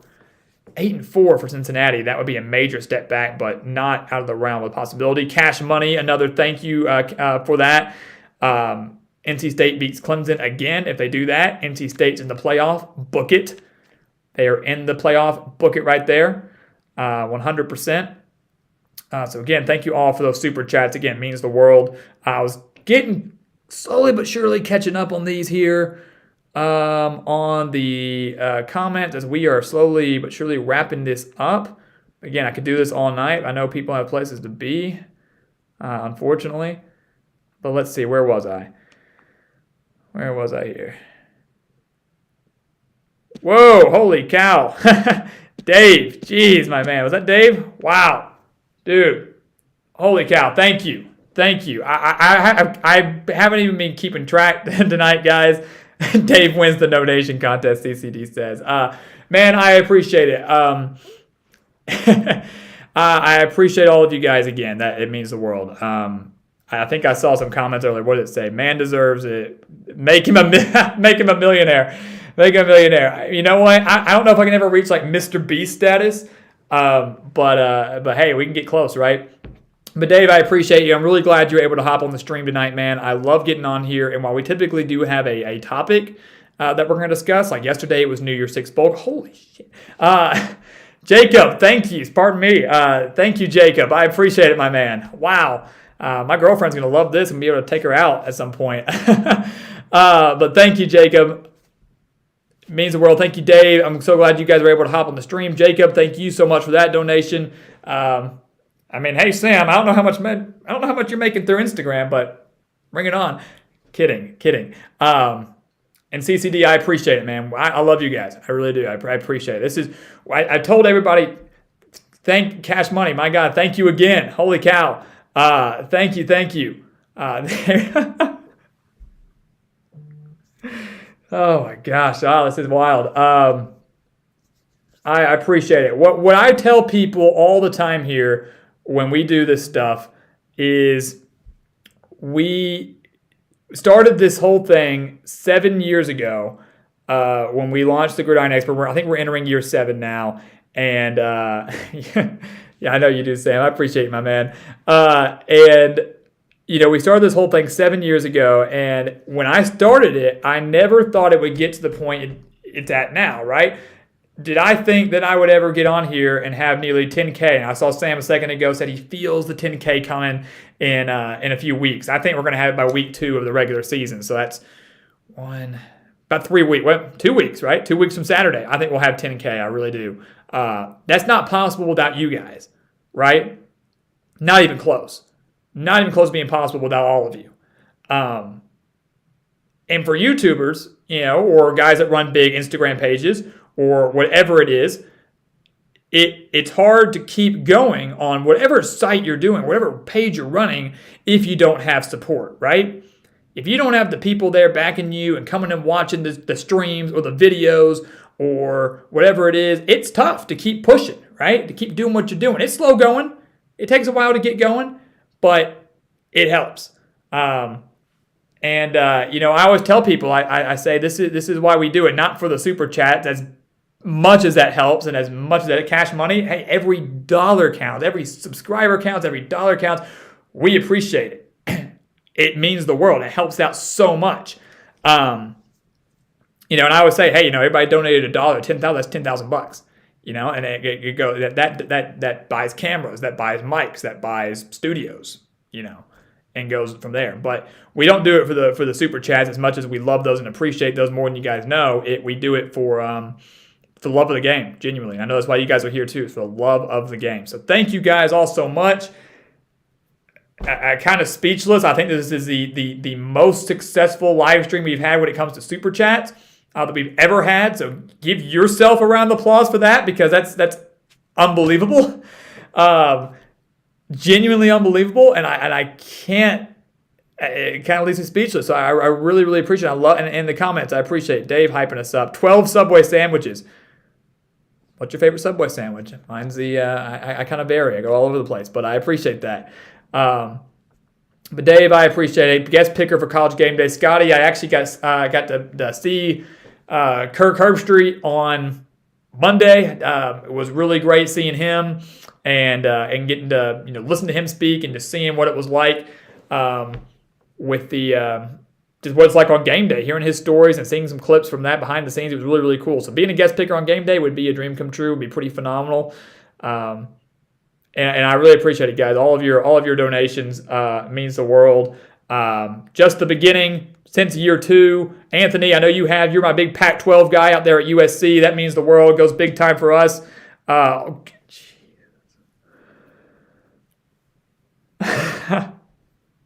Cash money, holy cow. San Diego. Wow, guys. Wow, thank you guys. So from the top row. Holy cow. You can tell I'm pretty just shy, overwhelmed. It helps us out big time, guys. I don't think you guys understand how big of a deal this is and how much it helps. It really does. 100 cash money is like an ATM right now. Because it all just, Jesus, that's crazy. But yeah, no, I appreciate all the comments, guys. Thank you so much, Cash Money. I mean, you guys, y'all are killing it. Y'all are killing it, and I can't thank you guys enough for all the love, all of the support. Someone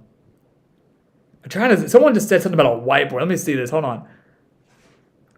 Matthew said he started watching me with the NIL deals. The first NIL video we posted, that's when he started watching. Oh, no, I'm sorry. Oh, he started watching me from the Kansas State game when I was there for the ASU game. Yeah, I was up there in the press box covering that game, actually. That's why I was there, and that's when he started watching. So that's actually really cool, Matthew. That's awesome. And Sam's over here saying the first video that he ever watched was funny story on that, actually. I'll tell you now. The first time, so Sam discovers me. I'm 17 years old. I'm horrible at what I do, and at the time, I got this horrible little whiteboard, which we still use from time to time, right? We actually had a whiteboard upgrade. Cash Money, thank you so much again, man. Another 5. Thank you. He really is like a little human ATM right now. I mean, my gosh, that's insane. Thank you so much for all of you. But over here, this tiny little whiteboard, and the handwriting's horrible. Ask any of my friends, ask my girlfriend, whoever it is, you guys too, obviously, you've seen it. It's god-awful. I'm over here, my suit's terrible. I got a suit upgrade not too long ago. So it was again, love of the game, right? I just wanted to come out here and share some predictions and talk some ball. Sam sees that, and at the time he's running all college football, right? And he throws me in with this great group of people that are running all these different college football live streams, college football pages on Instagram, right? They are just loading up. And I'm so happy to get to join that group, right? And so I'm talking ball with them, and then Sam has helped me run Instagram pages in the past. He's promoted me, I promoted him. It's been insane. Yeah, it's been amazing. So it was a really good run, and obviously Sam has built his thing up, and Sam, you're killing it per usual. But it's just kind of funny. It's funny, honestly, where you start, and where you end up. What a matter of 7 years can do. And Dave, dude, holy cow. Dude, thank you again. Cash Money said my ATM broke. Understandably, Jesus Christ, man. I appreciate you so much. And Dave, I appreciate you again. Really, again, I'm so pumped you're here for the live stream. I can't wait for you to join more. And thank you so much for that. Really, that means the world. You guys genuinely are the best. We talk about the GE Nation and how big of a deal it is, and how much you guys do for us. Again, and it just means the world. We're so eternally grateful for that. Chris, Standing Bear, thank you. Boomer Sooner. I got a bunch of Oklahoma friends. A lot of them in Oklahoma, obviously, but they're big time donors up at the board with the board of trustees and guys like that are really big with the Sooners and are pumped for the Brent Venables stage, which I am too. I'm a huge Venables guy. I love him as a coach and love his passion. Very similar to what we talked about earlier with PJ Fleck. So Chris, thank you so much for that. Hope you're getting ready for another big season with Oklahoma. Schultz 31. The first time he ever watched my videos was the 20. You know what's funny about that? It's funny about that, Dave. Again, thank you so much for your donation. Again, I really, really appreciate it, all of you. The Schultz. The funny thing about that, yeah, Anthony, I do take Venmo. I think that's in the description. It's actually probably gonna be my personal name, like Alex Galbraith 12. I think it's in the description of this stream though. Let me see if it is or not. Let's see here. Yeah, Venmo and Cashapp are both in the description, which help us out. Sam, I appreciate you, my man. Thank you for another donation. I appreciate you. Thank you so much. This will forever go down as the most historic Gridiron Expert live stream, I think, ever. 100%. I've lost track, but this is it.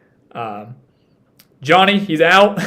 Appreciate you for stopping by, my man. I know we kind of got off topic with the football. I've still got to scroll up and hit all the comments, so we're going to be up there. Anthony, appreciate you, my guy. Getting that, PayPal, Venmo, Cash App, all that's always in the description for people that can't do it through YouTube or things like that. But I appreciate you, my man, so much. Really do. And Sam, I appreciate you again, guys. Every sub counts, every view counts, every dollar counts. That means the world. But I was saying to Schultz, I said, he was saying the first video he watched was 2017 South Carolina. And the funny thing about that is that's still our most viewed video ever.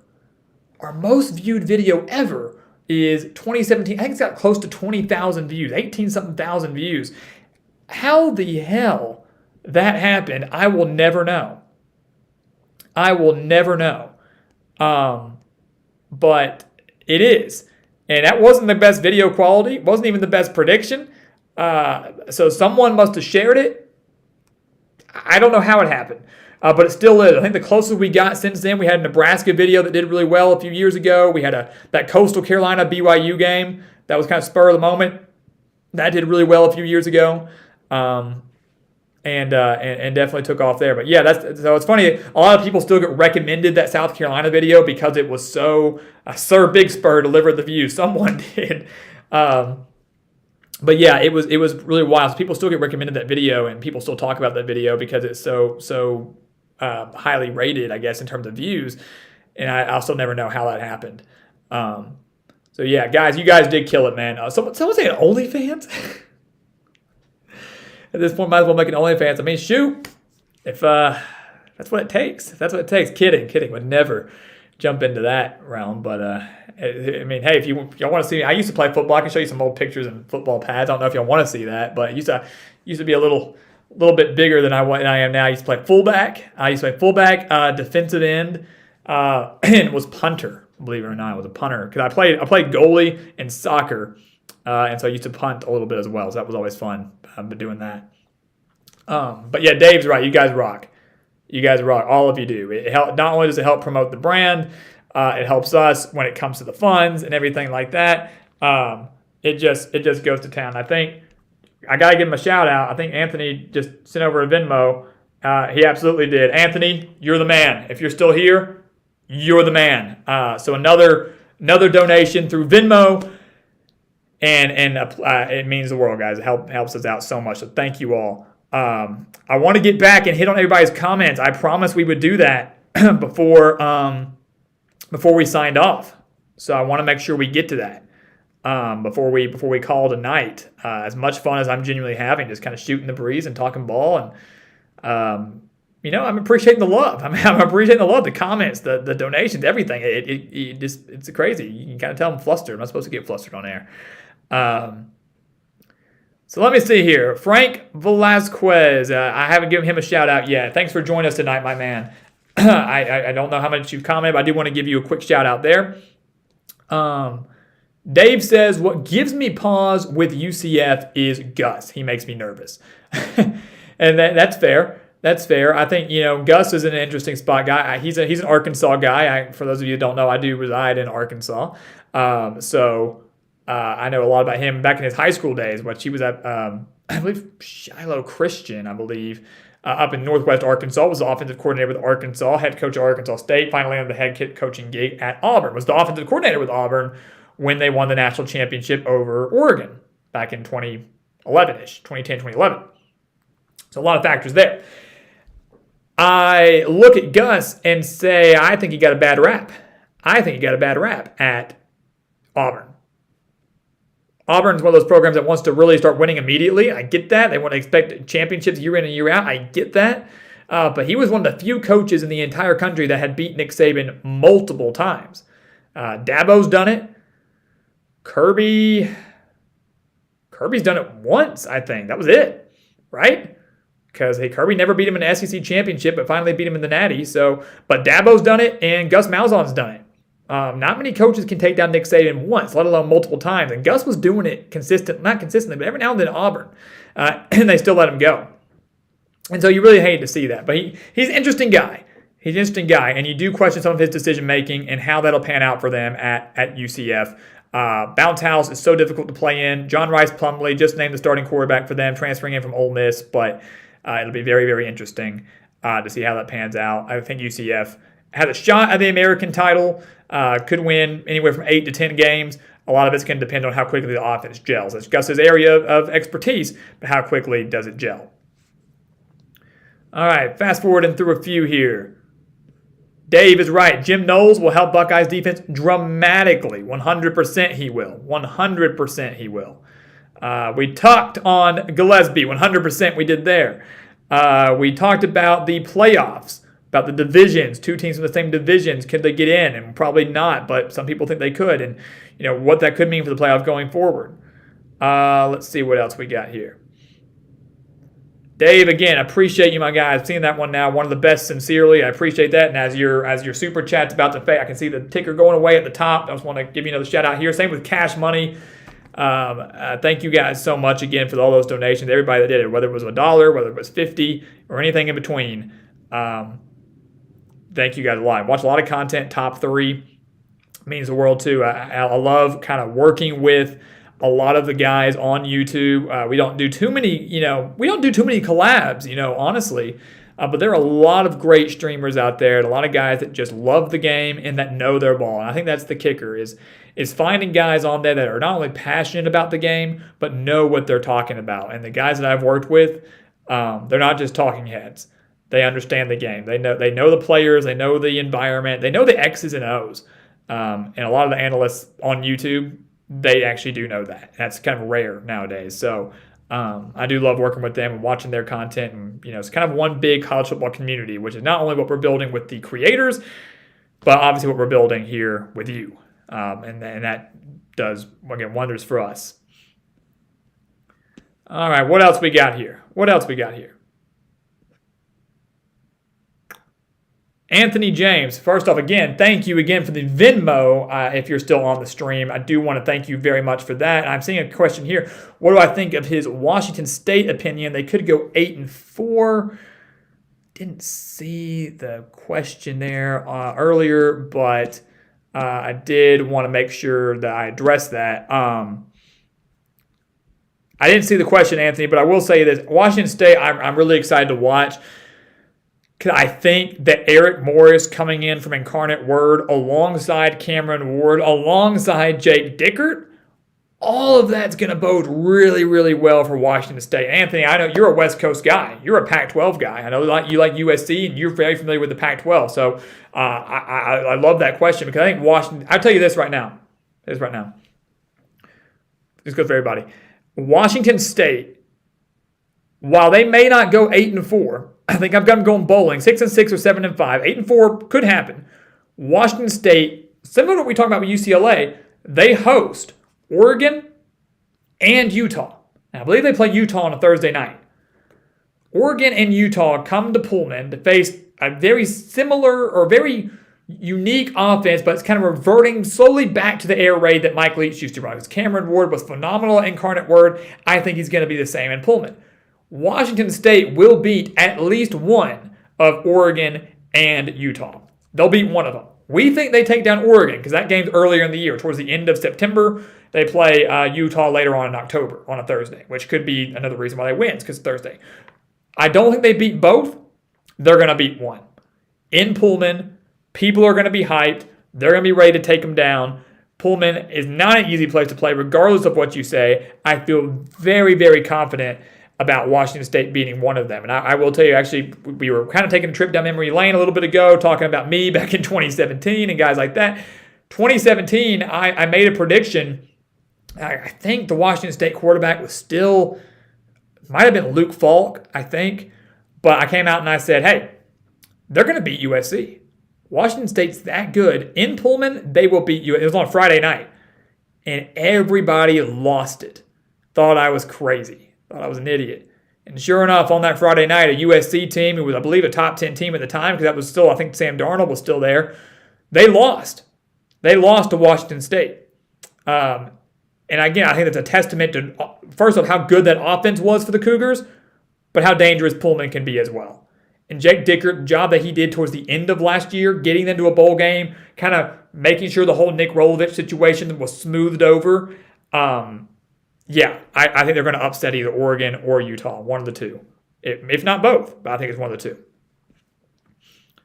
All right, scrolling back through the comments here. Again, appreciate all the comments. Austin says Arkansas will beat A&M this year. Some great comments. Dave said he's going to spread the word. That's what we love to hear. Again, word of mouth is huge and helping us continue to grow, whether it's subscriptions or anything like that. It helps us out big time. Hey, check this guy out. Oh, here's his business card. Some of you might have that. I got about 1 million business cards circulating around. Or here's his website. Here's the expert picks, whatever. It helps out a lot. Hunter said his favorite Subway. Well, I posed that question earlier. And again, I think I missed a couple things here. Hold on. Yeah, just the love. Cheers to a great season. Ain't seen nothing yet. I appreciate y'all. We're going to be, doing this all year long. Far from expect live streams to go like this year long, next week or throughout the year. But I mean, like I said, every single just dollar counts, just like every sub counts in helping us reach that 10,000 goal in a few weeks, which we're going to have a major celebration for that when we finally reach that penta digits, right? 5 digits. We're going to be there for that. So Hunter saying chicken teriyaki, favorite Subway sandwich. Mine varies. I like the steak and cheese. I'm a big meat guy. For sure. Steak, chicken teriyaki, rotisserie chicken's always pretty good. Anthony says, Mark Rogers, watch out, Gridiron's coming for you. I love Mark, man. Mark's a great guy. He's built a great channel. I love getting to work with him when we can. Used to work with him quite a bit, actually, when I was first getting started. Gridiron expert, better than any analyst on YouTube. Schultz, appreciate you, my guy. I'm sure you weren't saying that back in 2017, but I'm glad we've got that title now. Oh, man. Wow. All right, we're getting towards the bottom here. Alex got with 5-star punter. Look, I was probably a better goalie. Probably a better goalie than I was I had a couple punts down inside the 5, and that was like the highlight, like my huddle. Like let's go, let's do it, and just share the huddle. I got a oh man. it didn't get too many offers, unfortunately. 90-pound safety in middle school. I love it. Can we crack 300 before the season ends? Could have been an NFL punter, but choose YouTube instead. What a guy. What can I say there, right? All right. And then nearing the end here, I think I'm finally caught up on comments. I did. Last few here, guys. Brady Hall. What do I think? Who do I think Auburn will start as quarterback? Well, there's a rumor circulating right now, Brady, that Zach Calzada is actually third on the depth chart. Can you believe that? Guy transfers in from A&M. Wasn't going to be guaranteed to win the starting job, but many thought that he would win it. And now they're saying he's probably third. That's shocking. That's shocking. So I'm going to lean towards TJ Finley, Brady. I think that's who Auburn gives the edge to at starting QB. I think it is going to be TJ Finley. As Sam just said, he's the leader right now, and that's who I put my money on. He's the guy that kind of started towards the end of last year, has the most experience out of the quarterbacks on the roster right now, at least, between him and Calzada. I give the edge to Finley. I don't know if it's going to pan out well for Auburn in that sense. I think I've got them going 6-6. I think it'll be a rough year, but that's to me who I think who gets the edge is Finley. Let's see what else we got here. Mark TR, what's going on, my man? What's going on? Nice to see you. Big Miami fan Mark is. Love getting to talk Miami football with him, and we'll definitely be talking more about them as the year goes on. Because that's the beauty of these live streams, guys, is what we like to do is in addition to our predictions that we're going to be putting out, those weekly videos, normal uploads, prediction videos, game of the week videos, recap videos over the action that happens on Saturday. These live streams give us an opportunity to talk more on that, which is why those morning shows are going to be so great for us because, I going through it Monday morning, you hop on at 8 a.m. Central Time and you start talking about what we just watched on Saturday. And once the NFL goes, we can talk a little NFL ball. Thursday, getting on at 8 a.m. You can start talking about the games that are happening Thursday night because there's always one, especially next Thursday with some of the games we've already talked about. So we'll be talking plenty throughout the season. Dave, no worries, man. You're not available in the mornings. No worries. My goal is maybe down the road to maybe tweak our schedule a little bit. So maybe we do 2 morning shows and 2 night shows. That way we're giving a fair boost to everybody and more opportunities for everybody. 'Cause I know the mornings can be tough for people, whether it's school or work or obligations like that. But no, I definitely won't think you left. I know, man. Tonight, man, you showed you're a loyal Gridiron Expert subscriber and a huge key part of the team, my man. So we definitely will be looking forward to seeing you on future streams or just future comments on normal videos. I appreciate that. Everybody's gunning for 300, man. I really don't even know how much. I don't even know what we're at tonight. I haven't even kept track, honestly. It's crazy. By far the biggest one. Flobe, how you want to pronounce it? Bold prediction: Arkansas beats Bama. Hey, I'll tell you. I told you in the Alabama video. If Alabama is going to lose a regular season game, if they're going to lose one regular season game, it's going to come on October 1st at Arkansas. I said it in the prediction videos. I'll say it again now. If they are going to lose a regular season game, it will be at Arkansas. It will not be to A&M. It will not be to Tennessee. It will not be to Mississippi State or Texas or whoever it is. It will be to Arkansas because the Razorbacks are that good. Fayetteville will be rocking for that game. And you got to keep in mind how close Arkansas was to beating Alabama last year in Tuscaloosa. 42-35. The Razorbacks had played just a lick of defense or not gotten themselves down early, could have won that game. Anthony James, USC 10-2 this year. Hey, that's what I've got him at. USC at 10-2. A lot of people disagreed with that, but I do believe that despite, I hated on USC a little bit, saying I disagree with them being ranked 14th. I do think in time they'll earn that ranking and will be a top 15 team. I don't think that's where they should have started, but the talent is there, and Lincoln Riley's got the track record. USC is not going to tank or be bad. They're going to be legit. I think 9-3, 10-2 is very, very realistic, and that mark, Anthony, could get them into a New Year's Six bowl game in year one. And depending on how the rest of the Pac-12 fares, or if they beat Utah for that matter, could get themselves into the Pac-12 championship game, and you could see USC back in the Rose Bowl. I don't think they're playoff caliber yet, but could see him in the Rose Bowl, which for first year, that'd be a pretty big deal considering what USC has been going through. Last few here. I keep saying this right here. Thomas, thoughts on Maryland football? I know CCD, we kind of talked about that. He thinks Maryland's going to be better than 7-5, 100%. That's what we projected Maryland to go with 7-5. I love this Maryland team, though. Like many of the teams we've talked about, they're going to have an electric offense, unbelievable offense. Talia Tagovailoa, the real deal. I think, like we mentioned earlier, when you're looking at the wide receiver core, it's Maryland and Ohio State as the top wide receiver cores in the Big Ten. Which is why, I genuinely believe that if Jim Knowles doesn't fix up this Ohio State defense where they need to be, that second to last game of the year, Ohio State travels to Maryland. Could be a trap game for the Buckeyes. Tough game, electric offense, road environment. The next week they get Michigan, revenge on their mind. A couple of years ago, Maryland nearly took down Ohio State. Wouldn't be surprised to see another close game again this year. I don't think they're going to get it done, but it wouldn't surprise me to see Maryland be better than 7-5, 8-4, 9-3. Michael Locksley's doing a phenomenal job. Biggest thing is their defense, 100%. Why wasn't Purdue ranked at the end of last year? And then teams who had worse records last year, and then ranked, it's just the way the AP works, Michael, unfortunately. It's just the way the AP works. You take a team like USC or Texas typically slips in there after having a losing season. A lot of it's name recognition. It's the brand of USC. It's the brand of Texas. Whoever it may be, that's what gets them ranked. Do they deserve it sometimes? Not necessarily. I think, I wouldn't have really been upset with USC being ranked in the low 20s. I think 14th is high, but again, not to dog on my guy Anthony here.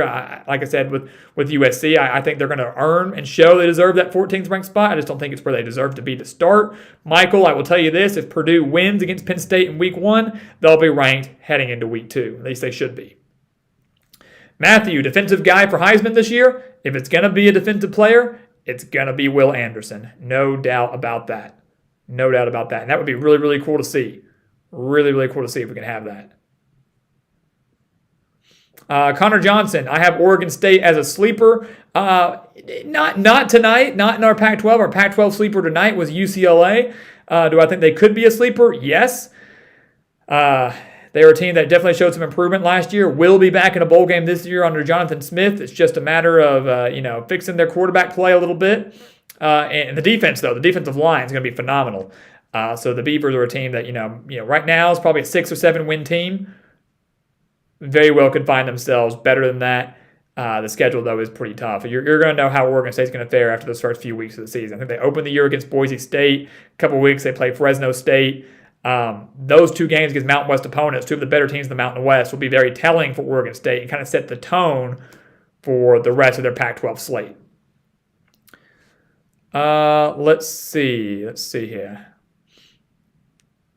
All right, slowly dying things down, guys. We typically run these things for about an hour. We're knocking at 2, which is unbelievable. Do we regret it? Absolutely not. It's been a phenomenal night, just talking ball, and guys, can't thank you enough. Dave's over here saying, I try super chat, the bank's monitoring his money. Wow. But yeah, no, I appreciate all of you for the support, all of you for the donations. I've enjoyed talking about just the past, how we got our start, and obviously just the love, guys. The love we have for the game and the channel, and seeing the love. Again, whether you donate or not, seeing the comments and the love you guys have for the channel and for the game itself means the world for us and definitely keeps us going, obviously. This is what keeps us going and making these live streams and making these videos and putting in this work year in and year out. So, and every day, really, day in and day out. So thank you guys all so much.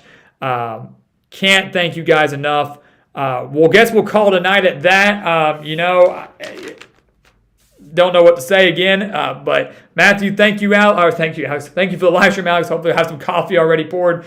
Yes, we'll be back, guys, tomorrow. 8 a.m. Central Time. We'll be back with another live stream. Really no big topic to discuss. Yesterday was New Year's 6. Today was sleeper teams. We're just going to be here to talk.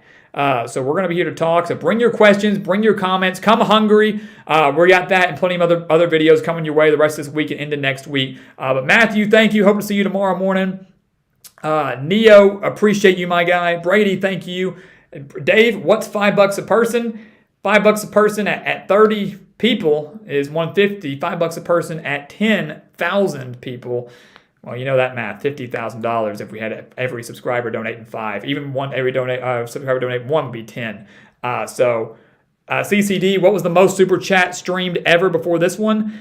The most super chat ever, I'd say, was probably, give or take, $80 probably. I don't know the exact number, but I'd say roughly 80. So you guys surpassed that, I think, probably tripled that amount in less than 2 hours. And we can't thank you guys enough, genuinely. It's a shock. It's a shock. It's been unbelievable. So thank you guys all so much. Dave, thank you. Cash Money, thank you. CCD, Neo, everybody that donated. Anthony, thank you for the Venmo. All of you guys, we can't thank you guys enough for all of your support. We are so pumped to keep this season going, guys. Season starts Saturday, really gets going next Thursday. We're pumped. Sam, peace, my man. Thank you. Can't thank you enough. Keep up the great work where you're at. And guys, Sarah, thank you. I appreciate that. Guys, we'll see you back here tomorrow, 8 a.m. Central Time with another live stream. Just ready to talk some ball. And again, great night. Unbelievable night. Very memorable. Going to go down in the history books here at the Gridiron Expert. No doubt about it. But and yes, YouTube will CCD. That's what they do. It's what they do best. But hey, that's okay. That's okay. We're okay with that. It's the thought. It's the thought that counts, and we typically do get to keep most of it. So thank you guys again. Please continue to like, comment, subscribe. Check out everything again in the description per usual. I think you guys have done that for sure. But again, thank you guys all so much. Much love from us here at the Gridiron Expert. We'll see you guys tomorrow morning. Have a great rest of your night. And let's get ready for the season, guys. Just 3 days out. Good night, guys.